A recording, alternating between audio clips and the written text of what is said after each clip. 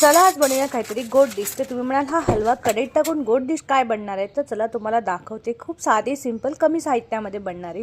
इथे मी ब्रेडचे तुकडे करून घेतलेले आहे। एका ब्रेडचे 4 तुकडे करायचे आणि असे तेलावर छान परतून घ्यायचे। तुम्हाला वाटलंच तर तुम्ही तुपावर सुद्धा परतून घ्यायचे आणि ते कमी आचेवर परता, जेणेकरून तो कुरकुरीतपणा राहिला पाहिजे, कुरकुरीत झाले पाहिजे। त्यानंतर आता आपले हळदी कुंकू झाल्यानंतर हे हलवा आपल्याकडे भरपूर उरलेला असतो, तर आपण साखरेमध्ये यूज करतच असतो। पण मी म्हटलं चला आज त्याचा पाकच बनवूया, म्हणून मग हलवा घेतलेला होता। थोडीशी कमी वाटली म्हणून थोडी साखरसुद्धा ॲड केली, मीठ ॲड केलं त्यामध्ये आणि त्याचा मस्त असा पाक करून घेतलेला होता। पाक असा की ते पूर्ण विरघळलं पाहिजे आणि थोडं शिजू द्यायचं आहे बस। त्यानंतर त्यामध्ये वेलची पूडसुद्धा टाकलेली होती आणि मग आपण जे तळलेले ब्रेड आहे ते त्यामध्ये टाकून द्यायचे आहे बस। खूप साधी सिंपल आणि गोड रेसिपी तयार होते।